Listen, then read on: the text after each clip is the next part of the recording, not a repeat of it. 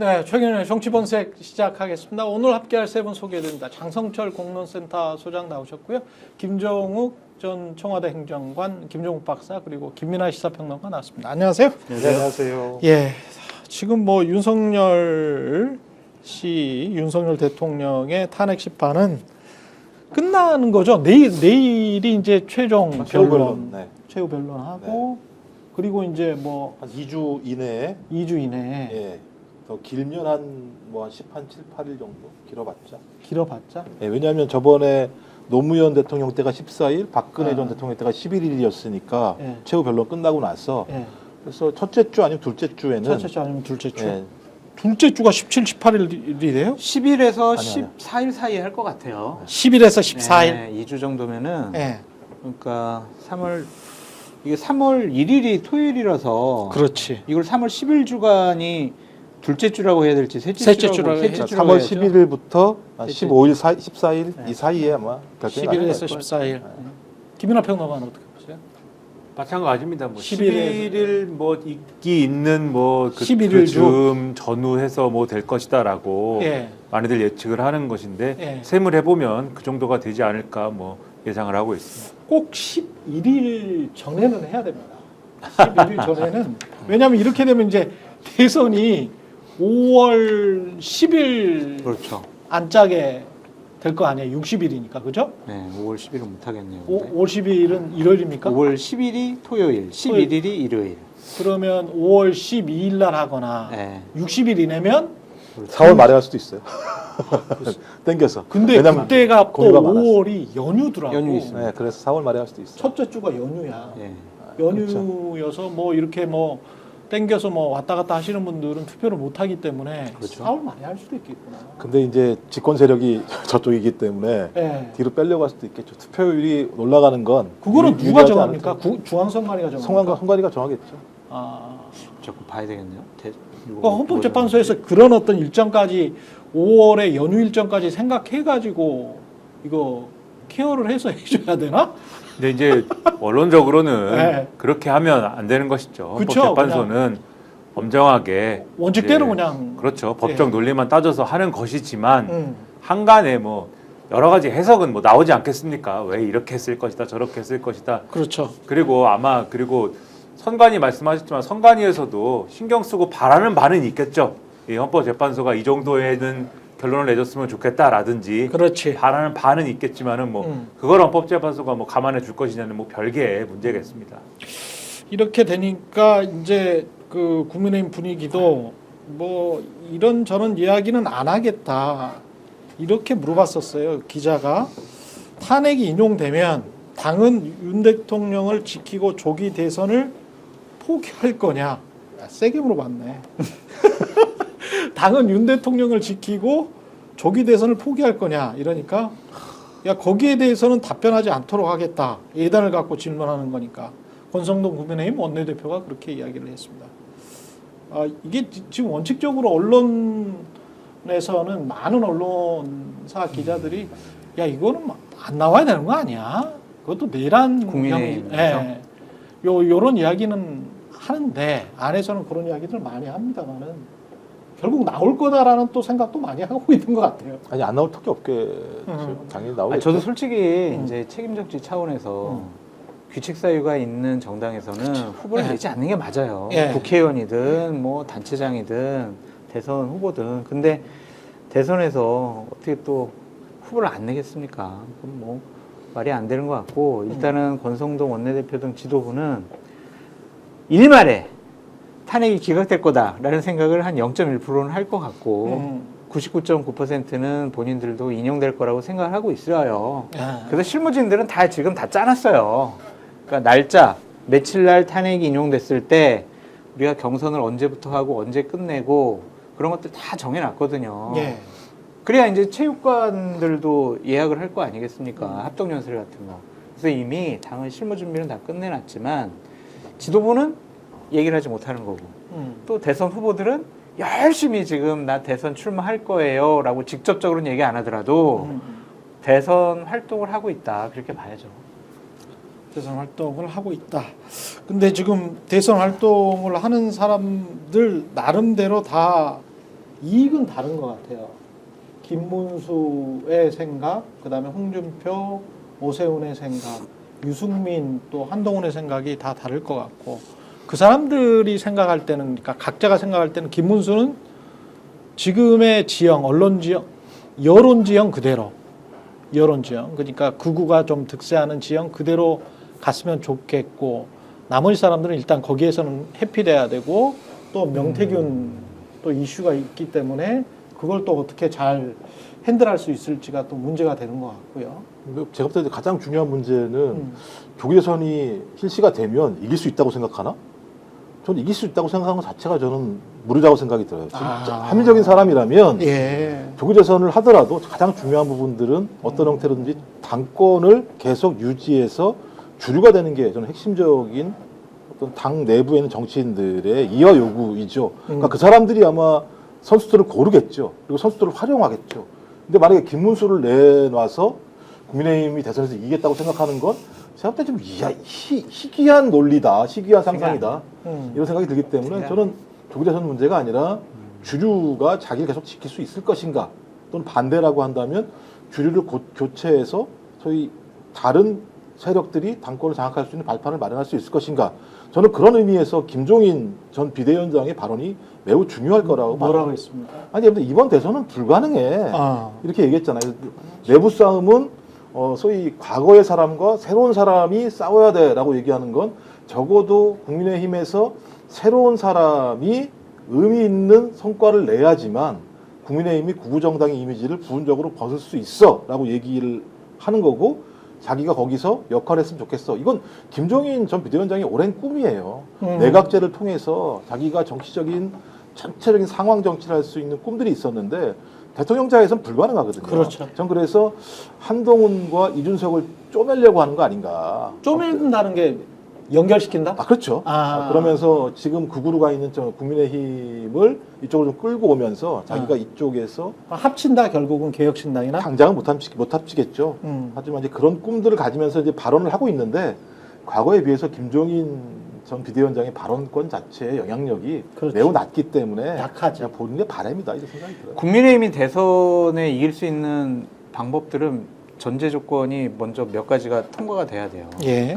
제일 첫 번째 중요한 거는 또 욕먹기 시작하겠네 이제. 예. 이재명 대표가 예. 공직선거법에서 2심에서 유죄가 나와서 예. 민주당이 분열을 하는 거예요. 막 치고받고 싸우는 거예요. 지금 뭐 자격이 있냐 뭐 하면서 2심에서 그 결과만으로도 네, 유죄만 나와도 어. 이제 당내에서 분열이 생긴다. 네. 그래서 당이 쪼개진다. 그런 과정. 그 정도까지 간다. 네. 다른 후보들도 막 공격을 한다라는 것. 어. 그리고 국민의힘의 후보가 이거는 이제 가정을 해서 얘기하는 거니까 그렇지. 저한테 자꾸 뭐라고 하지 마세요. 네. 그리고 국민의힘 후보 같은 경우에는 김문수가 안 되고 네. 오세훈이나 유승민이 된다. 이른바 이제 이미지가 중도 보수 네. 쪽에 가까운 사람들. 네. 그래서 윤석열 대통령이 옥중 정치하지 않고 뒤로 싹 물러나고 정광훈 등 극우 세력들도 바로 하지 않고 김문수 장관이 좀 뒤에 물러나면서 오세훈이나 유승민에게 힘을 뒤에서 그냥 드러내지 않고 힘을 슬슬 실어주는 거. 네.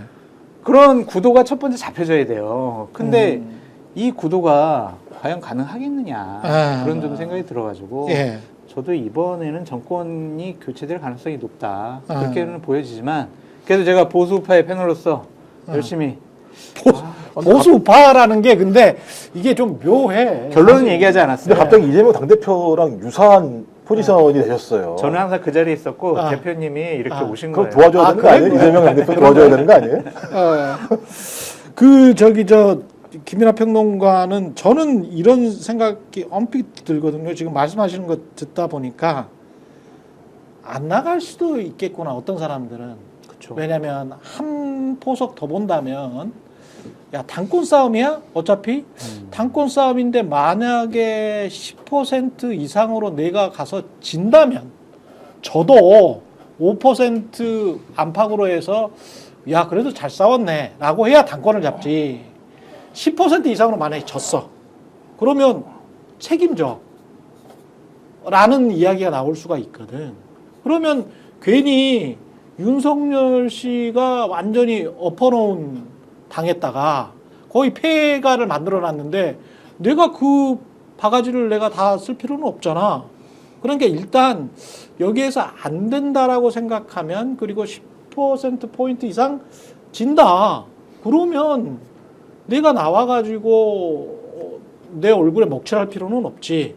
좀 있다가 한 번 더 대선 이후에 당이 뭐 굉장히 내용이 심할 것이니 그때 잠재적 대선 후보였던 내가 나와서 좀 정리를 하는 게 맞지 않을까라고 생각하는 지금 당장 지방자치단체장을 하고 있는 사람들 뭐 그런 생각을 할 수도 있지 않을까요?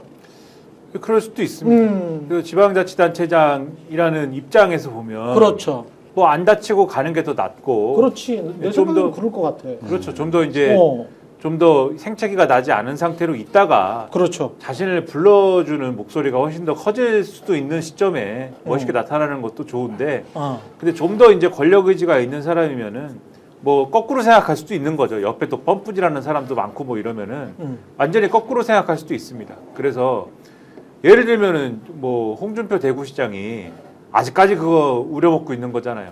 그 모두가 떠나고 아무도 당을 책임지지 않을 때 내가 대선 후보로 나가가지고 내가 그걸로 그 아직까지도 내가 20 몇 프로 나왔다. 네, 내가 아직까지도 그래가지고 이 국민의힘의 뿌리는 나다 뭐 이 주장을 여태까지 하고 있는 거 아닙니까? 그러네. 평생- 자유한국당 시절. 평생 네. 어디에 뿌리였던 적이 없는 분이거든요, 이분은. 뿌리였던 적이 없는 분인데도 물론 이 얘기가 먹히냐와는 별개로 아직도 이제 그런 주장을 하고 있는 것이기 때문에 뭐 그런 계산을 할 수도 있고 이게 여러 가지 가능성은 열려 있다고 보이는데 이게 그런 점은 분명히 있을 것 같아요. 이게 예를 들면은 이 옛날에 이명박 대통령 때 이명박 대통령이 당선이 되고 나서 민주당이 이제 그때는 큰 차이로 패배를 했지 않습니까? 그때 민주당 상황이 어땠느냐를 생각을 해보시면은 완전히 무주공산이 돼서 그때는 대표할 사람도 사실은 없어가지고 한나라당에서 그때 건너왔던 손학규 씨가 그때 대표했습니다. 예. 그리고 뭐 아무도 뭐 안 한다 그러고 하여튼 분위기 너무 안 좋았던 상황이고 그 직후에 대선 직후에 총선했을 때 81석인가 얻었거든요. 그러니까 상황이 안 좋으니까는 아무도 대표할 사람이 없고 그런 와중에 손학규 씨가 대표를 하고 거기서 근데 그 와중에 세력을 키우는 그런 과정이 또 있었어요. 그런 과정을 또 정치라는 게 그러한 과정이 있는 것이기 때문에 세력이 무너졌을 때 주류가 아무리 버티려고 해도 주류가 무너지는 과정에 거기서 깃발 꽂아놓은 사람이 거기서 크는 경우도 있는 거다. 그렇지. 네, 그런 것도 있어서 또 하려고 하는 사람이 있을 수도 있습니다. 네. 국민의힘이 지금 아주 재밌어요. 지금 몰린 것 같아요. 오늘 아침에 국민의힘 비대위가 권영동, 권영세 모든 위원들이 오늘 아침 이야기입니다. 나온 거 보니까 민주당 중도 보수 이거 비판하면서 그건 참칭이야. 너희는 좌파 정당이잖아. 민노당 단어를 쏟아냈고요. 그러니까 이제 바로 뒤에 민주당 최고위에서 이재명 대표는 극우의 힘, 국민의힘이 아니고 극우의 힘이라는 신조어를 써가면서 너희는 보수가 아니야. 기본적으로 민주주의자들이 아니야. 이렇게 이제 지적을 하고 있습니다. 저 프레임에 국민의힘이 들어간 거는 들어가 버렸네 이제. 말렸어요. 말렸네. 완전 불 속으로 그냥 본인들이 뛰어든 거예요. 왜 이러지? 왜냐면 자기네들이 그냥 중도 보수의 여러 가지 정책과 입장과 노선과 이념과 네. 이런 것들을 지키고 있었으면은 저 논쟁은 해볼만 해요. 그렇지. 근데 그렇지. 지금 그게 국민의힘 아니니까. 오른쪽으로 가버렸잖아요, 완전히. 그러면 민주당에서 너희들 극우잖아라고 했을 때 뭐라고 반박할 수 있는 게 없어요. 우리가 극우가 아니야라고 할 수 있는 논리적인 명분이나 설득할 수 있는 이유들이 없어요. 그렇지. 그러면 내라는. 그러면 윤석열은. 그렇지. 그럼 김건희는. 이렇게 그다음 질문이 나와. 막 할 거 아니에요. 그렇지. 이렇게. 정광훈은 뭐. 그러면은 자꾸 저게 어떤 프레임을 강화시키냐면 어. 이재명 대표, 민주당, 중도 보수, 국민들에게 그거 각인시키는 거예요. 계속 오히려 생각나게 그렇게 하는 되는 거예요. 거야. 그리고 이제 이 여론조사 데이터 분석을 보면 네. 보수층이 좀 갈라지고 있어요. 그러니까 예를 들면 윤석열이라는 극우를 계속 지지하는 사람이 있습니다만 다른 쪽은 뭐 하자는 거지? 이 보수는 법치주의가 핵심인데 법치를 아무것도 지키지 않는데 저걸 맹목적으로 믿나? 저렇게 해가지고 그렇지. 내가 보수라고 얘기할 수 있어? 두 개가 쭉 갈라지고 있는 상황에 이재명 당대표가 그냥 선점을 딱 한 거예요. 자, 민주당은 과거부터 좌우의 정책들을 가지고 왔고 나는 중도보수 정책들을 수렴해서 쓸 수 있어라고 얘기를 한 상황이에요. 선점이 됐으면 그때는 정책으로 싸워야 돼요. 근데 정책이 아니라 갑자기 니네들 좌파였잖아. 뭐 이런 얘기를 하는 거잖아요. 또 하나는 그러니까 프레임 싸움이 극우 대 보수 논쟁이 돼버리는 거예요. 그렇지. 그러니까 자기 스스로 계속 말을 하면 나는 극우야라고 얘기하는 거고 넌 극우냐? 에이, 우리는 보수까지 아우를 수 있어. 이런 논쟁이 돼버리기 때문에. 그렇지. 그러니까 제가 볼 때 지금 상황에서는 그래서 아마 권성동 원내대표가 좋다. 상속세 토론해 보자라고 이제 수용한 것 같긴 합니다만 이미 밀렸어요. 왜냐하면 상속세 같은 경우도 프레임을 너무 잘 잡았어요. 이재명 대표가. 왜냐하면 28년 동안 아무런 상속세 변동이 없었잖아. 97년부터. 그러니까 현실을 반영할 게 대신 부자는 안 돼. 부자까지 해주는 건 말이 안 되는 거 아니야? 이거 보수 인정할 수 없는 거 아니야? 라고 딱 잡아버렸기 때문에 저는 뭐로 논쟁을 할까? 예를 들면 부자 살려줘라고 얘기를 했을 때 보수들도 아니 부자 살려주는 게 보수 정당이야? 이럴 수 있기 때문에 제가 볼 때는 지금 거의 낭떠러지 앞에 서 있다. 이게 그 보니까 여론조사에서도 이 극우 아스팔트 지지층 분열 뭐 이런 것 등등이 막 이렇게 누적이 되면서 이 중도가 적극적으로 응답하는 그런 모양새들이 이제 서서히 나타나지 않습니까? 한국갤럽. 그렇죠. 그런 현상들이 일어나다 보니까 국민의힘에서도 당내에 이제 좀 여론이 예. 여러 가지로 갈리는 것 같아요. 그래서 두 분 말씀에 동의를 하면서 약간의 이제 좀 사족을 덧붙이자면은 오늘 이제 이렇게까지 지도부 회의에서 이런 얘기까지 나오는 거는 당내에 좀 분열이나 이런 것들을 겨냥한 요 목적도 있는 것 같아요. 민주당 이게 내부냐? 아니죠. 이 국민의힘 국민의힘 내부에 분열이요? 여전히 분열을 막으려고. 그렇죠. 딴소리 하지 마라 이 얘기인 것 같은데 왜냐면은 요 앞서도 좀 말씀하셨지만은 국민의힘 내부에서도 사실 수도권이나 이쪽에 분위기는 요런 여론조사들이 이렇게 나오니까 아 언제까지 그러면은 우리는 극우 얘기만 하는 것이냐 이제는 중도 잡으러 가야 되지 않습니까? 방향 전환해야 되지 않습니까?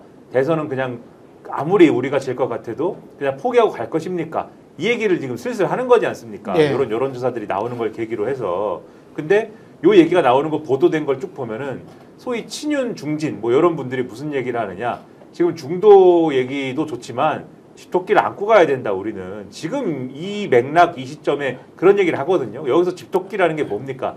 윤석열 만세 부르는 사람들 아닙니까? 그렇죠. 이분들 안고 가야 된다. 근데 그 얘기를 이런 식으로 한다는 거는 경계심이 있는 거잖아요. 중도 얘기 나오고 뭐 이런 것들이 앞으로 대선 후보 경선이라든가 뭐 이런 것들이 어떤 영향을 줄 거냐에 대한 어떤 그러니까는 지금 딱 이 월요일 되자마자 이런 얘기를 쏟아낸다는 거는 물론 뭐 두 분 말씀해 주신 것처럼 프레임 싸움의 어떤 반응 이런 것들이 주요 목표겠지만 또 하나는 내부에서 이제 뭐 중도 얘기하고 이런 거에 대한 어떤 이 선을 일단 확 치는 우리는 아직도 일단은 집토끼를 안고 가야 되는 그러한 상황이야라는 거를 주시시키는 그러한 목적도 같이 있는 것이 아니냐 이런 생각이 좀 듭니다.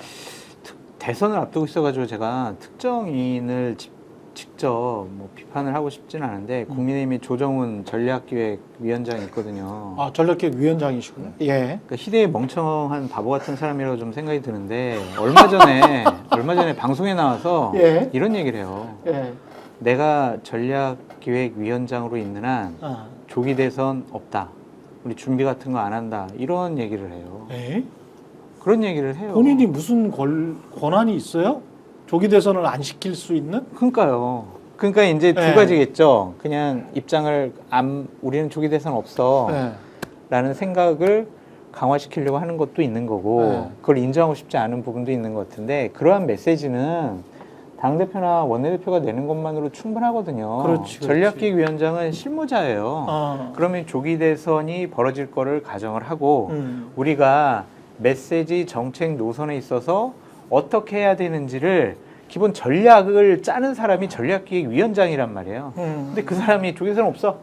아, 그런 거 준비 안 해. 이렇게 얘기를 하잖아요. 이거 바보네. 얘기했잖아요. 바보 멍충이라고. 조정훈이 바본 게 아니고요. 국민의힘 바본 거죠. 왜요, 어떻게 또? 조정훈 의원 같은 사람을 전략기획위원장에 앉힐 생각을 합니까? 그 사람을 시킨 상식적으로. 사람이 있어요. 누가 시켰어요? 엘모 씨가 있는데요. 엘모 씨가. 네. 그러니까 저는 그 유명한 엘모신가요? 아예 몰라요. 근데 문제 그 유명한 엘모 씨는 또 누구야? 아니 뭐 당 밖에 있는 엘모 씨를 말하는 거예요?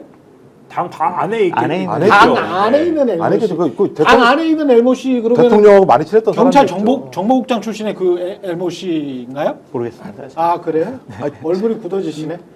아니 하여간 그러한 인식과 생각을 막 방송에서 공개적으로 얘기하는 네. 저런 멍청함이 국민의힘이 지금 전략기획위원장을 하고 있다는 것 자체가 예. 저는 이게 잘못된 거라 생각이 들어요. 좀 답답한 게 4월 초순이면 후보가 결정이 될 거예요. 실제로요. 그렇죠. 4월 초순이면 각 당의 후보는 그렇죠. 4월 초순에 결정이 돼야 돼요. 그렇게 실제로. 빨리 돼요? 그렇죠. 왜냐하면 그럴 수밖에 4월 말은 5월 초 선거니까 30일 전에 선거운동 같은 거 4월 말에 시작될 거란 말이에요. 3월 말에. 4월 말에 선거운동이요. 그렇지. 공식 공식 선거운동이. 선거운동이. 4월 초면 후보가 돼야 돼요. 아 경선이 그럼 그럼 한 달 보름 남았어요. 얼마 안 지금. 남았어요. 한 달 보름밖에 안 경선은 남았기 그냥 때문에. 한 보름도 안 하는 그러니까 거야. 전략기획위원장은 유연해야 돼요. 이런 부분과 관련해서 전략기획위원장 말하면 안 돼요. 이 부분과 관련해서. 근데 한 달 보름 남았는데 조기 대선 없어라고 얘기를 하면 아래다 준비하고 있겠죠. 실제적으로. 하죠. 근데 전 그래서 민주당도 마찬가지입니다만 국민의힘은 특히 지금 유연성을 발휘하지 않잖아요. 이 경직성을 계속 가져가게 되면 이걸 조정할 방법 시간이 없어요. 그럼 뭐냐? 지금에 있는 윤석열 프레임으로 가야 되는 상황이 벌어지게 되거든요. 그럼 계속 조기 대선 반대 또는 예를 들면 윤석열 대통령이 한 계엄에 대해서 계엄은 평화로운 경고성 계엄이었어, 통치 행위였어 이렇게 주장하고 갔을 때 중도층이나 아까 중도 보수층이나 옮겨올 수 있는 여력이 별로 없어요. 그러니까 제가 볼 때는 왜 저런 방식으로 가지 이런 생각이 드는 거예요. 제가 예. 잠깐만 짧게만 왜 조정훈을 바보 멍청이라고 얘기를 했냐면 전략기획위원장의 역할이 뭐냐면 최고위원회가 하기 전날에 전략기획 보고서 딱 이렇게 줘요. 그래가지고 메시지에 참고하시라고 하면서 여연으로부터 자료도 받아가지고 이러한 흐름이니까 우리가 이게 중도보수 논쟁으로 이윤동장으로 가는 거는 우리가 불리하니까 우리가 이슈를 좀 다르게 전환을 해야 됩니다. 이런 것들을 하는 게 전략기획위원장이잖아요. 그러면 오늘 아침에 국민의힘의 지도부가 다 중도보수 이건 때려잡자 막 이런 식으로 얘기했다라는 거는 거기서 그러한 전략적인 판단이 있었다라는 거로 볼 수밖에 없잖아요. 그게 맞는 것이냐. 좀 그래서 자꾸 그 단위에서의 판단과 능력을 좀 바보 같다라고 말씀을 드리는 겁니다. 제가 여기서 이제 조금 사족을 또 달자면은 이 조정훈 의원이라는 분이 그러니까 전략기획위원장으로서 조기 대선이 없다라고 얘기하는 게 근데 말씀하셨듯이 실제 조기 대선 준비를 안 할 수 없는 것이고 안 하고 있는 것도 아니지 않습니까? 해. 예비 후보들은 지금 해. 네, 그리고 당에서도 어느 정도 실무적 차원에서는 할 수밖에 없을 거예요. 근데 안 했어요. 그렇죠. 그런데 안 한다라고 얘기하는 할 수가 없다. 안 할 것이다. 안 한다라고 얘기하는 거는 그럼 뭐냐 이게 요거는 어떤 거냐? 이거는 제가 볼 때는 전략 기획의 문제라기보다도 정치적으로 편향되어 있는 겁니다.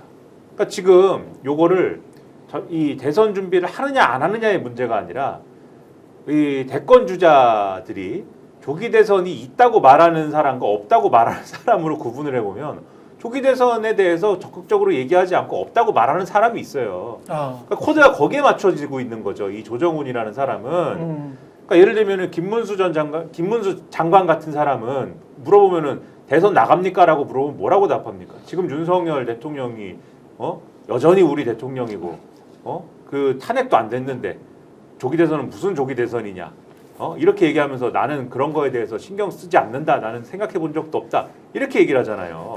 마찬가지 태도거든요, 이거는. 그러니까 이 사람은 친윤이기 때문에 조기 대선은 없다라고 얘기를 하는 것이고 마찬가지로 이 지금 뭐 대선을 준비를 한다 어쩐다 하고 있지만 포커스를 이 당원에 아마도 상당수를 차지할 친윤 당원, 윤석열 만세 당원, 탄핵은 안 돼라고 하는 당원, 이 대한민국의 계엄은 필요하다라고 생각하는 당원 및 지지층 여기에 포커스를 두고 있는 사람들과 코드를 맞추고 있기 때문에 이런 방향으로 얘기를 하고 오늘도 아마 이 장성철 평론가님 생각대로면 오늘도 아마 이런 식의 메시지를 내놓도록 하는 방향으로 얘기를 하는 그쪽으로 이제 방향을 잡고 있다 이렇게 해석을 해야 되는 거 아닌가 싶은 거예요. 국민의힘이 어쨌든 대선 후보들 좀 얘기를 하시니까 좀 상황을 말씀드리면 어쨌든 한동훈 대표는 지금 아주 신났어요. 신났어? 주목받고 있고. 주목받고 지금 있고. 책이 예약 판매가 지금 몇만 권이잖아요. 그래요? 지금 일단 돈도 벌었네. 네, 정치 사회 분야가 아니라 전 분야에서 1등이에요 지금. 아, 이 종합 책이. 베스트셀러야? 종합 베스트셀러예요. 예약 종합 판매로만. 베스트셀러. 몇만 권이면은 일단은 몇 천만 원은 인세가 들어오네요. 네, 하여튼 예. 뭐 지금 그러니까 제가 지난주에 확인했을 때는 15,000부였었는데 지금 하면 3만 부 넘었을 것 같아요. 일단 어쨌든 예. 본인이 이렇게 주목을 받고 있고 그것이 그것이 책이 출판이 되면 본인에게 많은 언론의 집중 현상이 나타날 것이다. 그렇게 생각을 하고 있고요. 김문수 장관 같은 경우에는 어쨌든 내가 여론조사하면 1등이다라는 생각을 갖고 있고 예. 오세훈 시장 같은 경우에는 본격적인 경선 들어가면 내가 중도 외연 확장에 가장 강점이 있으니 결국에는 내가 될 거야. 이제 이런 식으로 생각을 하고 계시는 건데 김문수 장관이 만약 대선 후보 경선에 나가서 보통 한 10명 출마할 것 같거든요. 예. 4명으로 추려요. 예. 4명 경선 본선에 가서 김문수 장관이 거기에 하나의 주요한 후보로서 활동을 하게 되면 국민의힘 경선은 저 개판된다고 봐요. 왜냐하면 비상계엄 탄핵과 관련해서 되게 완고한 입장을 보이고 있잖아요. 거의 그렇죠. 윤석열 대통령 같은. 예. 그러면은 그 토론회가 그냥 비상계엄 찬성 반대 탄핵 찬성 반대 이런 식으로 완전 난장판 될 가능성이 있어요. 그러네. 다른 얘기를 못 해요, 그냥. 그러네. 그렇게 되면은 김문수가 국민들이 들어오는 그 순간. 예. 그냥 거의 주요 화두가 그냥 윤석열 지키자. 너는 왜 그러냐? 우리 박근혜 못 지켜가지고 결국에는 정권 뺏기고 적폐청산 때문에 보수가 망가지지 않았냐? 그렇게 분위기가 쫙 흘러갈 가능성이 높단 말이에요. 근데 김문수가 안 들어온다면 또 여러 특히 국민의힘 그 지지자들은 굉장히 또 불만일 거 아니야. 아니 근데 어쨌든 제가 봤을 때 국민의힘이 그래도 좀 네. 경선이 국민에게 관심 받으려면 네. 김문수 이런 분들은 좀 뒤로 빠지고 뒤로 빠져야 된다. 좀 오세훈, 유승민, 뭐 한동훈 이런 안철수? 식의 그분도 들어갈 수 있을까? 하여튼 뭐 그런 네. 분들 그런 분들이 와서 좀 여러 가지 네. 탄핵과 비상계엄과 관련해서는 국민들의 상식적인 눈높이에 있는 얘기를 하면서 민주당과 좀 대척점 세우는 그렇게 하지 않으면 이거는 그냥 경선 자체가 완전히 진흙탕 싸움이 될 것 같다는 생각이 듭니다. 제가 볼 때 김문수 지금 늪에 빠져 있는 거예요. 맞아요. 김문수가 지금 1등이에요. 네. 계속 지금 1등. 4위에 안 들어간다고 얘기하는 건 국민의힘이 윤석열 배신한 거예요. 그러니까 자진 기본적으로. 사퇴. 그러네. 국민의힘이 김문수가? 네, 김 교수님 그냥 김문수 장관이 나는 내 역할은 그냥 장관이고. 아니 그러니까 그 말도 웃긴 거예요. 그분이 그 만드는 그런 부분도 웃긴 거예요. 정무적인 감각이 없어. 네. 그다음에 4인에 들어오면 어떤 일이 벌어지느냐? 김문수 때 나머지예요. 구도가. 네. 그잖아요. 그러니까. 그러면 김문수 때 나머지면 김문수만 독보적이에요. 이 상황에서. 그러네요. 또. 나머지 셋은 또 셋끼리 또 싸우고 1대3이네. 또 김문수랑 싸우기도 애매해요. 네. 왜냐하면 윤석열에 대해서 태도를 명확히 해야 되는 측면들이 있으니까. 그러니까 제가 볼 때 이 구도를 깰 수 있는 방법이라고 하는 걸 만들 수 있는 방법이 없는 게 지금 10% 정도 나오잖아요. 10% 정도 김문수가. 그렇지. 지난주 갤럽에서 9%. 그죠? 9%. 그러니까요. 갤럽 9%면 다른 데는 하여간 거기에서는 1등이야. 네. 여당 후보 중에서는 1등이야. 근데 지난주에 김민하 평론가님이 분석을 잘 해주셨듯이 두 자리 숫자에서 이제 한 자리 숫자를 숫자로 다 내려갔다. 됐다. 아니 갤럽의 9%는 어마어마한 의미가 있는 거예요. 다른 여론조사랑 달라요. 근데 다른 사람이 또 떠야 되잖아. 우리가 지금 안 과거에 떠야지. 이제 문재인 같은 경우에 그 2012년인가 17년에 기억이 안 나는데 2012년이었던 것 같은데 안희정이 치고 왔었던 적이 있었잖아요. 안희정이 막 17, 20까지 그렇죠. 갔던 예. 적이 있거든요. 그러니까 그런 식으로 이렇게 해야 재밌거든. 뭐 그 당 지지자건 아니건 간에 재미가 있는데 요게 이제 이렇게 돼 있는데 이 사람도 이렇게 조금 좀 김문수도 조금 좀 내려앉고 그렇다고 다른 사람들이 그럼 치고 올라가냐? 그렇진 않아요. 그렇지가 않거든. 네. 그게 지금 국민의힘의 굉장히 안에서는 지금 골머리 썩을 것 같아. 특히 네. 여론조사도 여론조사인데 당원 구성이 어떻게 되느냐 지금 그렇죠, 상황이. 그렇죠. 이제 뭐 간접적으로 이렇게 저렇게 들리는 말이나 이런 거를 종합을 해보면 국민의힘의 당직자들도 이런 부분들에 있어서는 당원 구성을 봐도 그것은 김문수 장관에 유리할 수밖에 없다. 만약에 이제 룰이 그대로 간다면 현실적으로 그렇죠. 그 점을 이제 부정할 수 없다라고들 얘기를 한다는 거예요. 그러면 네. 여론조사야 뭐 이렇게 변할 수도 있고 저렇게 변할 수도 있는 거니까 그건 그렇다 치는데 당원 구성이 그렇다라고 하면은 그거 뭐 어떻게 뒤집겠느냐 이런 상태라는 거거든요. 그렇지. 당직자들도 그 자포자기 상태라는 거예요 지금 상황이. 그러면 이제 지금 장성철 소장님 말씀하신 대로 김문수 장관이 스스로 전화 안 하겠습니다 하지 않는 이상 네. 그거 어떻게 막겠느냐. 그러니까요. 이렇게 보는다는 거예요 지금. 그렇지. 네. 근데 그것도 웃기다니까요. 김문수 갑자기 장관이 1등을 하고 있는데 나 그만둡니다. 그만두는 데는 명분이 있어야 돼요. 그러니까 나를 대신할 만한 인물이 있다거나 그렇지. 아니면 내가 진짜 몸이 진짜 뭐 아프다거나 이래야 되는데 네. 그런 게 아니면서 자기가 그만둔다라고 얘기하는 건 뭔가 압력을 받았다고 느낄 거 아니겠어요? 그잖아요. 본인이 그만두는 누가 데는. 압력을 줄 수 있는 사람이 없잖아. 유일하게 그러니까 본인이 그만둔다면. 윤석열만이 네. 윤석열만이 김문수를 말릴 수 있을 텐데 윤석열이 지금까지 전혀 스탠스가 그렇죠. 네. 그래서 결국은 또 다들 가서 결국은 윤석열에게 말하고 싶은 거예요. 지난번에 윤석열 하야해 주면 안 돼요? 그랬는데 뭐 전혀 들은 척을 하지 않았지 그렇지. 않습니까? 전혀 그렇지. 그럴 태세가 아니잖아요. 그렇죠. 이번에는 내일 이제 최후 변론이라는 거를 한다고 하는데 또 가서 그런 얘기를 하는 거예요. 좀 사과도 시원하게 하고 국민 통합적인 메시지 그런 거 내주면 안 됩니까? 근데 오늘까지 보도 나오는 거 보면 전혀 그럴 태세가 아니고 지난주 토요일 날 조선일보 보면은 이제 거기서부터 시작된 보도들이 이제 마찬가지로 쭉 나오는데 임기 단축 개헌을 제안을 하고 만약 기각되는 걸 전제로 해서 탄핵 기각되면 제가 대통령이 직접 윤석열 대통령이 예. 여기 최종 변론할 때 예, 아. 내가 기각이 되는 경우에 예. 임기 단축 개헌을 제안을 하고 그 제안하는 경우에는 언제 하야를 하겠다까지 얘기할 수 있다.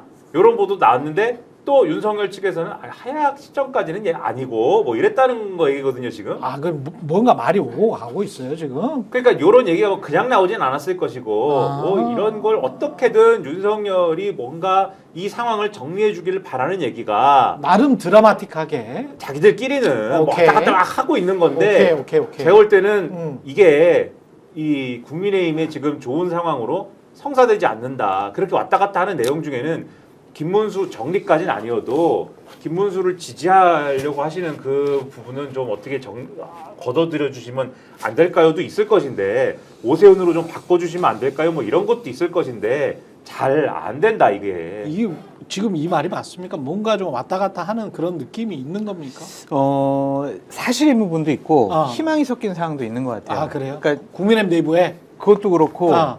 또 보수 언론에서 아. 윤석열 제발 대통령이 해줘 정말. 제발 정말 해줘. 김연아 평론가님 말씀하신 내용이 처음에 채널 A부터 단독 보도가 나왔어요. 아, 채널 A에서. 네, 거기서 윤석열 대통령이 뭐 변호사들에게 이러이러한 얘기를 좀 불러주고 했는데 뭐 국민들 놀랍게 해드려가지고 죄송하고 사과하는 내용도 들어가고 이 가능성 있다. 채널 A면 가능성이 있는데 아. 거긴 또 이제 가능성 있다. 이래야 돼. 정말 이 내용은 꼭 들어가야 돼. 아. 그러한 희망도 좀 들어가 있는 것 같다는 그래. 좀 생각이 듭니다. 근데 이제 본인 마음이지 뭐.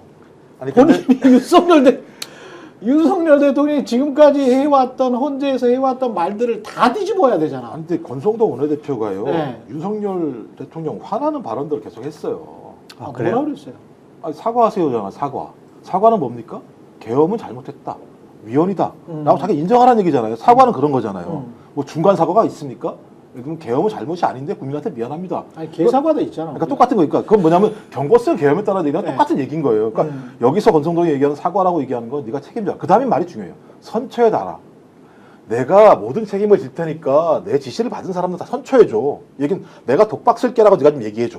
라고 권성동은 그냥 공개적으로 얘기한 거예요. 실제적으로 따지고 보면. 그 내용 사실은 자체가 그게 맞지. 예. 그러니까 제가 볼 때는 고의적으로는 그게 권성동도 미치는 거죠. 어. 당신 이렇게 얘기 안 하면 우리는 살 길이 없어라고 얘기하는 거고 그러네. 오늘 아침 조선일보 사설이 재밌죠. 헌재가 결정하면 따른다고 좀 얘기 좀 해. 약속해줘. 희망이. 사설을 써버렸어요. 아, 제발 그래야 해방 좀 그만해. 도착인데 헌재가 결정하면 따른다고 미리 얘기 좀 해줘. 내일 말이야 그거 해야 돼. 이걸 쓴 거예요. 그러니까 조중동도 아우 제발 우리 좀 살자. 네. 국민의힘도 권성동도 제발 우리 좀 살자. 공간을 열어줘. 그런데 아. 윤석열 쪽에서 나오는 건 절대 그런 게 내가 뭘 잘못했어 라는 얘기가 흘러나오기 때문에 야 환장한다. 저는 이제 내일 어. 참 중대한 변수점 중에 하나가 될 거라고 생각해요. 근데 여기 덧붙이자면은 네. 제가 토요일 날 조선일보 기사로 제가 말씀드린 게 그런 이제 기대 지금 말씀하신 대로 사과도 해야 되고 뭐 등등의 기대와 요구가 있는데 네. 그리고 국민 통합적인 말씀도 하셔야 되고 이런 요구가 여기저기서 나온다가 있는데 실제 윤석열이 지금 사랑은 연필로 쓰세요. 지우개로 지워야 되니까 요거를 쓰고 있는 아, 그 내용이 이제 들어가 있는 걸 보면은 하던 얘기 계속 한다는 겁니다. 이거 말씀하신 대로 경고성 계엄이었고 뭐 등등. 근데 이제 사과를 한다면 그거는 쓸데없는 사과 있지 않습니까? 국민 여러분 놀라게 해드려 죄송하고 뭐 이런 그래요. 거. 그럴 것 같아요. 그런 그거는 사과. 했어. 네, 그렇죠. 이미 했어. 그렇죠. 그거는 사실은. 그러니까 하던 얘기 좀 하고 네. 그다음에 아까 말씀드린 임기 단축 개헌과 뭐 이런 얘기는 할까 말까 검토 중, 고민 중인데 그거는 어쨌든 간에 탄핵이 기각되는 걸 전제인 것이고 그렇죠. 그다음에 인용이 된다면 그렇다면 여당과 이제 애국 시민들을 향해서 이재명을 막아야 한다. 그러한 내용의 메시지를 내고 그다음에 늘 지금 계속 얘기하는 거 있지 않습니까? 세대 통합이라고 하는 그 포장지를 씌워놓은 나를 지지해줘서 고맙다라고 하는 2030 세대 그렇죠. 나를 지지해줘서 고맙다라고 하는 메시지 뭐 이런 거 그다음에 오늘 보도 나온 걸 보면은 갑자기 뭐 민주노총 간첩단 사건 얘기한다고 하는 내용도 있고 아, 그래요? 그러니까 뭐 이런 그러니까 본인의 어떤 정당성을 계속 강변하는 이런 내용이 그러니까 이 윤석열의 발언 스타일을 보면은 1시간 얘기하라 그러면은 오늘 보니까 또 용산에서는 한 1시간 얘기할 것 같은데요. 얘기를 하거든요. 1시간 얘기하라 그러면은 2시간을 예. 한 40분 정도는 네. 40분 정도는 내가 왜 계엄을 선포하였는가에 대한 정당성 얘기할 것 같고 한 10분 15분 정도를 방금 말씀드린 하나만한 사과 그다음에 뭐 임기 단축 개헌 뭐 필요성 뭐 이런 거 등등 얘기할 것 같고 한 5분이 이제 쓸데없는 얘기로 채워질 것 같은 그런 느낌이어서 지금 여당이 생각하고 여당이 원하는 그다음에 보수 언론이 원하는 또 보수 진영에서 정말 조기 대선 프레임 전환을 위해서 원하는 그러한 형태의 이런 내용은 전혀 아닐 것 같다. 그래서 이러나 저러나 참 역부족이다 이게. 그런 그렇게 거죠. 말하면은 그거는 사실상 김문수를 지지하는 거네. 그렇게 나 대신 김문수를 좀 지지해달라는 메시지로 읽을 수가 있겠네. 이재명은 꼭 막아야 된다. 그리고 세대 포이론 해가지고 20대, 30대 젊은이들이 나서서 70대 이상의 노인들과 해가지고 우리가 다시 한번 먹자. 뭐 이런 이야기이기 때문에 이거는 뭐 우리는 김문수 나와도 이길 수 있다 그런 메시지인데. 아니 그렇게 또 읽으면? 기억나십니까? 체포영장 집행하려고 할 때 국민의힘 먼저 45명 갔잖아요. 45명 그랬죠. 갔잖아요. 네. 그다음에 김문수 국회 가니까 60명이 왔습니다. 이 의원들이 뭐라고 얘기하겠습니까? 예를 들면 윤석열이라는 사람이 내일 그런 얘기를 쭉 펼치면 아니야 그런 말은 안 돼. 우리 조기 대선을 위해서 윤석열 그따위 얘기하면 안 돼라고 안 할 거란 말이에요. 그걸 계속 옹호할 거란 말이에요. 그럼 제가 볼 때 그 팀들이 김문수를 지키는 사람은 쭉 갈 거거든요. 저는 그런 의미에서 내일 발언은 아마 김이나 평론가 말씀하셨던 것처럼 그런 형태로 얘기를 할 거고 전 거기서 더 나간다면 이제 골 때려지는 거죠. 현중까지 나가기 시작하고 부정선거 막 얘기할 부정들 거예요. 얘기를 하는 중국 순간 이야기까지 또 하나? 부정선거 얘기해야죠. 그러니까 그럼 부정선거는 중국 얘기를 안 할 수가 없어요. 기본적으로. 그러면 이 얘기가 쭉 나오는 순간 그 얘기 뭐냐? 우리는 일단 이 상황은 극우 집단들이 똘똘 뭉쳐서 어떤 형태로든지 끌고 간다라고 하는 메시지를 준 거고 거기에 상징적 인물은 누구냐? 김문수밖에는 상징적 인물이 보이지 않는 거예요. 이 상황에서는. 그리고 다른 사람들이 그러면 내가 대통령 말씀에 따라서 그렇게 사겠다고 얘기하고 조기대선 들어갈 수가 없는 상황이잖아요. 그럼 김문수라는 사람은 윤석열 지지층들을 오롯이 본인이 다 먹고 가는 상황이 벌어지게 되는데 그럼 여론조사 하게 되면 김문수가 사인에 빠지겠습니까? 그럼 조기 대선 내내 그 얘기만 할 수밖에 없는 상황이 되는 거예요. 그러니까 내일 메시지가 국민 전체라든지 아니면 헌법재판관 8명 전체에게 하는 메시지는 아닐 것 같아요. 누구한테? 국민의힘한테 하는 메시지? 아니 자기 지지층이나 지지층 그리고 헌법재판관 지금 8명 중에 3명은 보수 쪽이라고 이렇게 보수 되어 성향 있잖아요. 예. 그분들을 설득하기 위한 최후 진술이 아닐까. 왜냐면 그 사람들만 그러니까 그게 그 사람들만 반대 이러면은 네. 이건 기각이잖아요. 그러니까 그렇지, 헌법재판관 8명을 다 설득할 필요가 없는 거예요. 저 최후 진술을. 5대 3이 되면 네. 끝나는 거지. 그러니까 예, 그 기각이 되는 거지. 보수 성향의 재판관들을 그 입맛에 맞게 좀 설득하려고 하는 최후 진술을 하지 않을까. 그리고 지지층들 대규모로 거리에 나와가지고 헌재를 압박하는 그러한 여론전을 위한 최후 진술이 아닐까 그런 생각이 들어서 김민하 평론가님 말씀하셨던 것처럼 비상계엄 잘못했습니다. 죄송합니다가 아니라 비상계엄을 해서 국민 여러분께 어려움과 혼란을 끼쳐드려서 죄송합니다. 예. 이렇게 나갈 것 같다. 그래서 사과는 전혀 없을 것 같다. 근데 5대 3으로 뭐 이렇게 나온다든가 뭐 이렇게 하려면 뭔가 지금까지 나온 증거들, 지금까지 나온 것들은 야 계엄을 할 만한 그런 조건이었니 상황이었니 설사 부정선거가 있었다고 치자 그렇다고 해서 계엄을 할 수 있는 거니 뭐 이런 거 포고령 1호 이 계엄을 하는 행위 그다음에 국회의원들을 끌어내라고 했다는 뭐 대령 이하의 그 영관급 장교들의 잇따른 증언 뭐 이런 것들이 아주 탄탄하기 때문에 그다음에 국회에 난입해서 들어갔죠. 그다음에 선관위에 들어갔죠. 선관위 들어간 것도 부정선거가 있다고 하더라도 뭐 군인들을 보내가지고 말이 안 그렇게 되죠. 들어간 거는 말이 안 되거든요. 그럼요. 그러니까 어떤 거를 통해서도 그 헌법을 중대하게 위반했다라고밖에 볼 수 없는데 이거를 헌법을 경미하게 위반했다. 지금 헌법을 위반했다라는 거는 성향을 따라서 다 인정할 수밖에 없어. 팩트이기 때문에. 아니, 그러니까 이게 헌법을 위반했어. 그런데 경미하게 위반했어라고 써야 된단 말이야. 세 명이. 그걸 누가 쓸 수 있지? 탄핵까지 이를 만한 중대한 네. 위반 행위는 아니다. 그러니까 그렇게 경미하게 위반했다 이렇게 써야 그러니까 되는데 그걸 지금 누가 쓸 수 있어? 차고 넘쳐서 네. 흘러요 제가 볼 때는 이게 그러니까. 흘렀어. 그러니까 예를 들면 김원태 특임단장 그 텔레그램에 저기 했다는 그 내용들을 보면 그런 거잖아요. 내각 봉쇄, 출입문 차단, 공포탄 테이저건으로 외부 접근 세력 차단, 진입 시도 의원 있을 듯, 문 차단 우선, 이후 진입 차단 막고 이런 다음에 사령부에서 비헬탄 개봉 승인. 비헬탄 개봉 승인자 총 쏴도 된다라고 그렇지. 승인한 거예요. 그러면 국회의원 들어가지 말라고 군인들이 얘기한 게 지금 텔레그램 방에서 올라갔다라는 거고 비헬탄이라고 하는 건 개인이 실탄을 갖다가 무장했다는 얘기가 나오는데 그러니까 지금 차고 넘치려고 하는데 지금은 흘러 넘치는 상황인데 거기서 저런 얘기를 했을 때 헌법재판관들이 저걸 인정해 주지 않을 뿐만 아니라 가장 중요한 문제는 국민이 인정할 수가 없는 거예요. 그러니까 대통령의 발언 자체를 국민이 인정할 수 없기 때문에 아니 헌재가 말씀하신 것처럼 저는 절대 8대0이라고 보지만 5대3이 나오는 순간 제가 볼 때 나라는 두 쪽 정도가 아니고요. 거의 제가 볼 때 내전 상태로 가는 거예요. 그런 생각 때문에. 말도 안 그렇지. 되는 일이 될 그죠? 거예요. 예. 저렇게 되면은 윤석열 대통령 그냥 자기가 기분 나쁘면 계속 계엄 선포하고 자기 불가능한 마음대로 할 일이에요. 거예요. 예, 기각은 불가능한 일입니다. 불가능한 일인데 자꾸 이제 그런 식으로 아직도 뭐 오늘 뭐 그 이야기는 나중에 뭐 하겠습니다. 아니 박근혜 때도 계속 자기네들 기각이라고 했었어. 당일날 보고 올라갔대잖아요. 야 우리 기각입니다 이렇게 당일날. 제가 그때는 KBS 있었으니까 뉴스타파 있었나? 뉴스타파 있었는데 KBS 사람들로부터 그 문자 받았던 것 같은데 기각이라고. 예, 기각이라고. 그래서 황당했었던 그 기억이 나요. 그 생각해 보세요. 이제 막 그 전날 그 당일날 아마 받은 걸로 해가지고 언제 이렇게 해가지고 5대3으로 기각 막 이런 거 엄청나게 돌 거예요. 그러네. 만들어서 막 돌린다고요. 예. 명태균 씨 이야기를 잠깐 해야 되겠는데 박범계 의원이 더불어민주당 의원이 명태균 씨를 접견했는데 메모에 이렇게 써 있다는 거예요. 카피본이 있다. 카피본이 있다는 게 USB 카피본 이야기겠죠. 그렇죠. 황금폰에 나온 내용들 황금폰에. 일부를 갖다 저장한 카피본이 있다는 얘기. 예.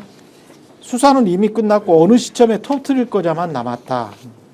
전화기에 송땡땡 장어집 다 나온다. 이건 오세훈 얘기죠. 오세훈 이야기인 것 같은데 예, 이게 그래도, 장어집은 예, 예. 법사위가 창원교도소에 온다면 마음대로 오세요. 응하겠습니다. 이거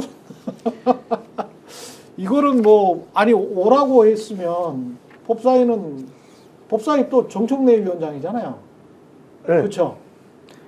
근데 그러면 저 명태균 씨와 관련해서는 특허권이 저한테 있잖아요. 특허권? 예. 네. 왜냐면 명태균 씨 사건을 처음 예측을 하고 제가 그 주에 스픽스 나와가지고 명태균 이름을 제가 제일 먼저 깐 사람이에요. 아, 저 특허권이 있다니까요. 그러네. 9월이었습니다. MC는 명태균이다라고. 예. 네. 그때 같이 계셨잖아요. 9월이었습니까? 국민의힘의 그렇죠. 적이네요 그러면. 아니 몇 번을 까는 거야. 그러니까 이게 드럼통에 묻혀질 뻔했어. 살아있는 게 그 신기하다니까. 윤석열 엑스파일도 이분이 까셨어. 예. 에? 그때 막 김종욱 교수님 저 욕하고 그랬어요. 방송 중에 막. 욕을 한 건 아니고요. 왜 인상 쓰면서 막 눈빛 가지고 뭐라 그러더라고요. 눈빛이 너무 좀 심했다고. 아니 그런데 이제 명태균 씨와 관련해서 오늘 아침에도 뭐 시선 집중에 나와가지고 그 남상권 변호사가 여러 가지 얘기를 하는데 네. 결정적인 얘기는 못 해요. 그러니까 홍준표, 오세훈 시장과 관련해서 초점이 거기잖아요. 이미 김건희, 윤석열하고는 많은 얘기를 했을 거고 아직 밝혀지지 않은 어마어마한 일이 있을 거야라는 거 우리는 다 알고 있는 사실이고. 그런 거는 다 깔 수도 있겠지. 이미 네. 이제 기울어진 해니까. 네, 근데 이제 네. 남상권 변호사가 계속 나오거나 이제 언론인들이 물어보는 게 오세훈, 홍준표가 거짓말하는 거지. 명태균하고 되게 친하게 지냈지. 여론조사 도움도 받았지. 돈도 주고 받았지. 이제 이거에 집중하는 것 같은데 그렇지. 아직까지 그건 없는 것 같아요. 없다. 없어요. 남상권 변호사가 오늘 아침에 방송에 나와서 인터뷰하면서도 결정적인 뭐 그런 증거 있습니까? 그랬더니 저는 모릅니다. 제출했습니까? 그거 다 제출했습니까? 제출한 것으로 압니다. 그리고 다른 얘기들은 뭐 직접 들으신 거 있습니까? 아니요, 들은 건 없습니다. 이런 식으로 얘기하더라고요. 아. 그래서 이 홍준표 오세훈 시장권과 관련해서 솔직히 보면은 무슨 행사장에서 홍준표 시장이 축사를 하고 명태균 씨가 사회 보고 이런 건 만난 거 아니잖아요. 그렇지. 만난 거는 정말 이렇게 앉아가지고 단둘이. 자 여론조사 이거 해야 되는데 이거 좀 이렇게 손도 좀 봐주고 이렇게 좀 해줘. 또 돈 얼마 줄게. 이거는 아무것도 지금 얘기를 못 해요. 명태균 씨나 그 변호사가 오세훈과 관련해서 그 오세훈. 내용은 지금 안 나왔다. 네, 그냥 뭐 청국장 먹었다는 얘기 이거 네. 당연히 먹을 수 있죠. 김영선 씨가 뭐 만나라고 했으니까. 중국집 갔다 장어집 갔다. 네, 그게 중요한 게 아니라 네. 여기에서 이제 우리가 초점으로 문제 삼아야 될 것은 여론조사를 직접 부탁을 했다, 그걸 받았다, 조작을 했다, 돈 줬다. 이 네 가지가 나오지 않는 한 이걸 자꾸 오세훈, 홍준표 문제 있어, 큰일 나겠어, 대선 후보 출마 못해 이런 식으로 몰고 가는 거는 현재까지는 조금 무리가 있어 보인다라는 생각이 듭니다. 아직까지는 좀 더 봐야 된다. 예. 예. 뭐 그러겠죠. 근데 네. 문제는 검찰이 제대로 수사를 안 하고 있다는 게 가장 중요한 문제인 거죠. 이 정도 사건이 벌어졌다라고 하는 건 정치자금법을 위반한 거 아니겠습니까? 예. 그리고 지금 명태균 수사 관련해서는 이미 창원지검에서 1년 동안 묵혀놨다가 네. 그것도 이제 그 검사가 없는 수사과에다가 묵혀놨다가 뉴스토마토부터 일부 언론에서 나오기 시작하니까 그때 한 반짝 수사했다가 자기들 증거는 다 가지고 있다가 또 12월 내란이 벌어진 이후에 창원지검 수사 거의 스톱 상태였었거든요. 그러니까 제가 볼 땐 이거는 검찰이 어떤 형태로든지 사건을 갖다 축소하거나 왜곡하거나 아니면 옆으로 휘게 만들려고 하는 것들이다. 대신 증거를 가지고 있다. 그래서 지금 명태균 씨 그 얘기했던 그 메모지에 수사는 이미 끝났다. 이게 검찰이 수사는 이미 끝났다고 얘기를 한 거라고 그래요. 박범계. 그러니까 그다음에 어느 시점에 터뜨릴 거냐만 남았다. 이 얘기거든요. 근데 지금 명태균 씨가 어느 시점에 터뜨릴 거냐라고 하는 내용에 대해서 터뜨리지 않고 있는 게 지금 문제인 거죠. 근데 여러 가지 정황을 보게 되면 아니 내가 가장 잘하는 측근이었는데 갑자기 어느 순간 오세훈은 그냥 n분의 1이었어라고 얘기를 해요. 그 돈 냈다는 사람 있잖아요. 돈 냈다고 김한정 제가 잘 알았던 사람이거든요. 갑자기 그냥 잘 알았던 제주도에 별장이 있다는 거. 그렇죠. 근데 갑자기 어느 순간부터 그런 얘기가 나오니까 아니 내가 알고 있었던 사람 중에 하나인데 내가 좋아서 했나 봐. 아니 어떤 사람이 내가 좋아가지고 여론조사를 자기가 신청을 하고 자기가 돈을 내겠습니까? 상식적으로. 그러니까 우리는 상식으로 이해할 수밖에 없는 거예요. 그렇지. 특정인들을 뭐 공격하려고 하는 것이 아니라 그런 일이 벌어졌었고 그다음에 가장 뒤로 오게 되면 윤석열, 김건희가 명태균이라는 사람을 인정하게 된 중요한 계기 중에 하나는 오세훈 서울시장 보궐선거에서 승리, 이준석 당대표 승리 이 두 가지의 과정에서 명태균의 능력을 보고 김건희와 윤석열이 명태균과 접촉을 해서 만나기 시작했다고 볼 수밖에 없는 거잖아요. 그렇지 않겠습니까? 아니 그 사실이에요. 뭐 시라고 말씀하지 마시고요. 그게 사실이고요. 이렇게 연결이 된 거니까. 그렇다면 이 과정 자체의 맨 뒷단의 문제가 소위 여론 조작 또는 예를 들면 돈을 안 받고 여론 조사를 했던 방식이기 때문에 김건희, 윤석열, 김건희의 방식이 어쩌면 우리가 볼 때 이준석의 방식일 수도 있고 오세훈의 방식일 수도 있는 거 아니야. 여기밖에 수사를 해야 되는 거잖아요. 근데 여기에 대한 수사도 안 될 뿐만 아니라 여기 수사도 지금 하고 있지 않다. 오세훈과 홍준표 수사도 제대로 하고 있지 않다. 옛날 같았으면요. 이재명 당대표 같았으면 아마 좀 수십 차례 불렀을 거예요. 그렇지 않을까요? 수십 차례 불러가지고 하나하나 사실 오세훈, 홍준표 둘 다 불렀겠죠. 만약에 오세훈, 홍준표가 야당이었으면 검찰이 내버려 뒀겠습니까? 불러서 다 예를 들면 조사를 했겠죠. 저는 그 정도 상황의 조사가 계속 지금까지 벌어졌다면 오세훈, 홍준표가 대선 출마하겠다는 얘기 할 수 있겠습니까? 불가능하겠죠. 안 부른 이유가 김종욱 교수님은 여권이기 때문에 안 불렀다라는 식으로 말씀하신 것 같은데 그렇게 볼 수도 있지만 다르게 볼 수도 있잖아요. 그러니까 예를 들면 명태균 씨가 뭐 껍데기를 벗기겠다, 뭐 구치소 내 옆에 와야 될 놈들이다, 막 이렇게 얘기를 했지만 명확하게 어떠한 증거가 없다, 부를 만한. 오세훈 시장하고 명태균 씨가 여론조사 관련해 가지고 그냥 밥 먹자라는 문자는 주고받을 수 있지만 여론조사와 관련해서는 받았거나 고맙다고 하거나 조작해달라고 하는 그러한 뭐 정황적인 증거조차가 없으니까 이건 부를 만한 의미가 없다라고도 해석할 수가 있으니까 너무 예단은 할 필요는 없지 않을까. 제가 왜 그런 생각이 그러냐면 송영길 전 당대표 때문에 그런 거예요. 송영길 당대표 같은 경우는 전당대회에 돈이 오갔다라는 얘기였는데 이 문제는 증거가 없다고 안 됐습니다. 근데 지금 문제가 된 게 뭐예요? 연구소에 돈이 들어갔다고 네, 문제가 네. 된 거예요. 그래서 지금 그걸로 유죄가 받은 거잖아요. 지금 예를 들면 자기 측근이라는 사람이 여론조사를 부탁을 해서 그 돈을 냈다라는 거예요. 그잖아요. 김한정 씨가 여론조사를 부탁했다라는 것도 나오진 않았죠. 그러니까 돈이 간 건 사실이잖아요. 돈은 돈은 갔지. 갔죠. 돈은 3천만 그럼 원. 부탁을 안 해도 돈이 왜 가요? 예. 김한정 씨는 그냥 그러니까 딴 사람이 부탁을 했더라도 돈이 간 거니까 김한정 씨가 돈을 보낸 건 맞잖아요. 그럼 김한정 씨 말에, 그러니까 오세훈 시장 말에 의하면 김한정 씨가 나의 n분의 1 중에 하나인데 그냥 괜히 나한테 충성하는 것처럼 돈을 줬다라고 얘기하는 거잖아요. 그럼 그걸 송영길 사건과 겹쳐서 겹쳐서, 생각을 해보면 그러니까 제가 이게 뭐냐면 예. 송영길 당대표 같은 경우는 맨 처음에 전당대회에서 돈 봉투가 오간 거로 얘기가 됐는데 그 주변 사람들을 불러가지고 인지수사를 한 거예요. 그랬죠. 그래서 예. 연구소에 이 돈이 들어간 거 아니야? 예. 이거 들어간 거 정치자금법 위반 아니야? 이렇게 됐던 거잖아요. 이것도 계속 유사하잖아요. 계속 불러서 인지수사를 하게 되면 나올 거 아니에요. 근데 제가 볼 때는 여기는 다 불러가지고 조사했는데 여기는 한 번도 부르지 않았다라는 거죠. 참고조사만 했었고 부분적으로만. 저 그런 측면에서는 두 개 같다고 얘기할 수 없죠. 기본적으로. 그러니까 수사 경찰이 접근하는 방식을 보면. 교수님도 잘 아시겠지만 송영길 그 돈봉투 사건에 대해서 무죄가 나온 거는 이정근 사무부총장에 대한 증거 수집이 불법적으로 이루어졌기 때문에 그 부분은 무죄다라고 한 거지 돈봉투 사건 자체를 법원에서 이거는 없었다? 잘못이 아니다라고 본 건 아니니까 이거를 같이 선상에서 놓고 비교하시는 건 좀 무리가 있지 않을까. 증거가 없으니까 돈을 줬는지 안 줬는지도 알 수 없다고 얘기하는 거죠. 기본적으로. 증거가 없으니까. 그러니까 증거 자체가 위법하기 때문에. 불법 수집한 증거기 때문에 그쵸, 이걸 그러니까 가지고 우리가 법적으로 판결을 낼 수가 없다라고 하는 거죠. 이건 뭐 쟁점은 아닙니다만, 그러니까 그 수집한 증거가 위법하기 때문에 네. 그 뒤에 건 판단하지 않겠다는 거잖아요. 네. 그잖아요. 네. 그래서 그래서 무죄 무죄는 받았는지 안 받았는지도 모르는 거죠, 그거는. 그러니까 우리가 그거는 개인적으로 해석할 뿐인 건데. 근데 거기는 음성 녹음과 이런 것들이 다 나오니까. 그러니까 저희가 법률적으로 얘기하는 거잖아요. 네, 네. 지금 이것도 마찬가지로 법률적으로 얘기하는 거잖아요.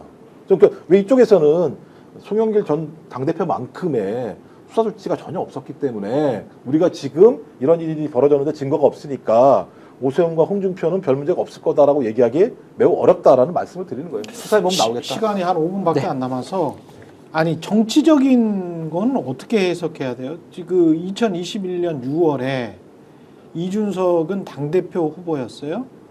근데 명태균 씨와 아마 이제 다른 사람이죠. 명태균 씨의 측근 지인과 통화한 녹음 파일에는 자기가 이제 그렇게 말했다는 거죠. 이준석에게 준서가 네 당대표 되면 당대표 후보였으니까 홍 대표님, 이거는 홍준표 시장이죠. 네네. 홍준표 시장을 복당시킬 끼가 안 시킬 끼가 최우선으로 시킬 끼가 안 시킬 끼가 하니까 시켜야죠. 대표님 됐죠? 라고 하니까 준서가 너 똑바로 해라. 너 바로 해라. 라고 하니까 예 바로 복당시키겠다. 이렇게 이야기했다는 거잖아요. 이거는 이제 법률적으로는 뭐 별 의미가 없고 정치적으로는 이게 무슨 말인 제가 거야? 짧게만 말씀드리면은 당시 이제 이준석 대표가 당대표 선거 출마를 하면서 예. 한 언론사 종편에서 TV 네. 토론을 하면서 네. OX 퀴즈를 낸 적이 있어요. 아, 거기서 이제 사회자가 예. 여러분 중에 한 분이 당대표가 되면 홍준표 시장은 즉각 복당시키겠습니까? 라고 물어봤어요. 예. 거의 5명이 다 오 했어요. 오.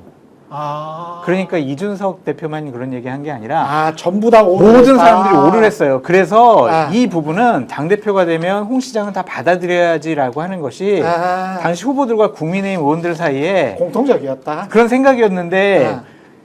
그냥 명태균 씨가 자기 때문에 이제 복당시켰어. 나 홍준표 시장하고 나가 잘 통하는 사람이야. 내가 도와준 사람이야. 이런 식으로 꾸미려고 한 것이 아닌가. 이거 작년 12월 달에도 상당히 문제가 됐었거든요. 이쪽에서 주장을 해가지고. 근데 이거 가지고 문제 있다고 보기는 좀 어려운 것 같다라는 생각이 듭니다. 그러니까 이런 정황들이 최소한 이제 그 정도로 가까운 사이다 이런 거를 보여주는 게 된다는 거죠. 그 정도. 네. 예. 그 명태균 씨가 막 보내지 않습니까? 이런 예. 거를 뭐 단지해라 하지 않습니까? 단지해라. 뭐 이렇게 하고 이준석 대표랑 친하다는 그렇죠. 거죠. 네. 네. 가깝고 친하고 그리고 이제 그 이런 것들에 대해서 뭐 말씀하신 대로 검찰이라든지 수사기관이 이거 자체에 대해서 수사라는 게 아니라 제기되는 의혹에 대해서 그렇죠. 좀 더 이제 철저하게 수사를 하면은 그동안 나오지 않았던 팩트들이 나오고 뭐 이러면서 추가적인 의혹을 제기하고 이런 것들이 되면은 뭐 더 많은 것들을 우리가 알 수 있을지 모르는데 지금 상황이 그래서 답답한 면이 있다 이런 생각이 들고 좀 무엇보다도 김종인 전 비대위원장에 대해서도 충분한 이제 수사나 이런 것들이 이루어져야 된다 이런 생각이 들어요. 왜냐면은 이분은 계속 이제 나는 보고서도 본 적도 없고 명태균이 일방적으로 보낸 것만 있고 나는 뭐 신경도 안 썼고 뭐 의례적으로 단만했고 뭐 이렇게만 얘기하지 않습니까? 예. 근데 지금 뭐 보도가 된 내용이나 명태균 씨 측에서 이제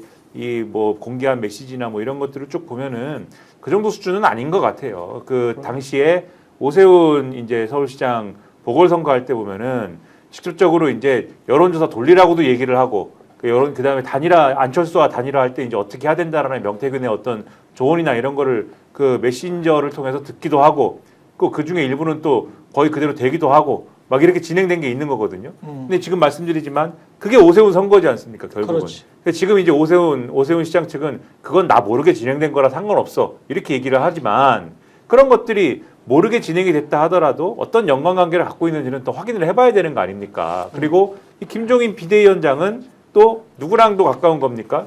이준석 의원하고도 가까운 사이잖아요. 그러니까 그렇죠. 이런 것들이 다 연결돼 있는 거 아닌가라는 의심을 갖고 있는 것이기 때문에 이런 것들을 적극적으로 사실은 수사를 했었어야 되는 건데 이제 대선 국면으로 들어갈 것이기 때문에 다들 대권 주자 아니야? 이런 생각을 가지고 검찰이 손을 아마 놓겠죠. 이런 거 뭐 다음에 누가 대통령 되는지에 따라서 뭐 가르마를 한번 타보지 이렇게 갈 거 아닙니까? 그러네. 그래서 요게 아마 대선 전에 뭐가 이제 더 나오기는 어렵지 않을까라는 상당한 우려를 갖게 된다라는 겁니다. 속보가 나왔네요. 홍준표 조기 대선을 할 때 시장직 사퇴하고 대권에 도전하겠다. TK 현안을 해결하겠다. 홍준표의 포지셔닝은 저희가 아까 잠깐 빠뜨려서 김문수와 유사하기 때문에 김문수가 A2 플러스의 극우적인 포지셔닝이라면 A1 플러스 정도의 그 지금 현재 국민의힘 내에서의 이제 포지셔닝을 말씀드리는 겁니다. 이렇게 되면 이제 어떻게 해볼 수가 없네. 국민의힘은 그 탄핵과 내란에 관한 논의를 경선 때도 어마어마하게 하겠네. 그러니까요. 어쨌든 저 얘기는 이제 네. 대통령 탄핵은 인용이야라고 이제 선언을 해버린 상황이 돼버렸기 때문에 그리고 홍준표의 이제까지 포지셔닝이 사실은 열성적인 윤석열 옹호였거든요. 김문수는 말은 덜 했어. 말은 덜 했다고. 그냥 대권 후보 1위가 돼서 그렇지 말은 홍준표는 지금까지 페이스북에 한 거는 엄청나게 물고 뜯길 거 많거든요. 그렇죠. 예. 제가 온건 보수들한테는 저게 뭐지? 이런 거 엄청 많아. 수요일 날 저 홍준표 시장하고 백분 토론 하니까 아, 제가 확실하게 물어뜯겠습니다. 쉽지 않네. 진짜 국민의힘 참 어렵겠다. 김문수, 홍준표가 동시에 나오고 그러면 쉽지 않겠는데. 막막하네요. 막막해. 옛날에 네. 김문수 장관이 김무성 의원한테 박근혜로부터 1000년간 저주를 받을 것이다라고 했습니다. 네, 그러한 토론이 진행되지 않을까. 그럴 것 같아. 마지막으로 광고. 인터넷 신규 가입할 때 최대 48만 원. 인터넷 가입과 동시에 현재 쓰고 계신 휴대폰의 통신사만 변경해도 추가 최대 30만 원이고요. 정수기 렌탈 최대 30만 원. 예, 합하면 108만 원의 혜택을 3년마다 받으실 수 있습니다. 약정 끝나셨다면 꼭 신청하시기 바라고요. 현금 사은품 혜택 원치 않는다. 예, 55인치 삼성 TV로 선택 가능합니다. 1670-2571 상담 받으시거나 네이버에 인터넷 비경 검색하시고 상담 신청하시기 바랍니다. 상담할 때 스픽스 또는 최경령의 정치본색 말씀해 주시면 가입할 때 현금 비밀 혜택과 함께 할수록 더 큰 혜택, 지인 추천하면 최대 4만 원 모바일 상품권을 추천할 때마다 상품권을 드리고 있습니다. 새 이벤트로 혜택 드리니까 놓치지 마시고요. 여기까지 정치본색 하겠습니다. 네, 장성철 공론센터 소장, 김종욱 전 청와대 행정관 그리고 김민하 시사평론가와 함께했습니다. 고맙습니다. 감사합니다. 스픽스는 말하는 언론입니다. 대세는 유튜브, 그중에서 스픽스. 좋아요, 댓글, 구독, 알림 설정. 여러분이 저희를 사랑해 주시고 우리가 여러분을 사랑하는 4가지 방법입니다.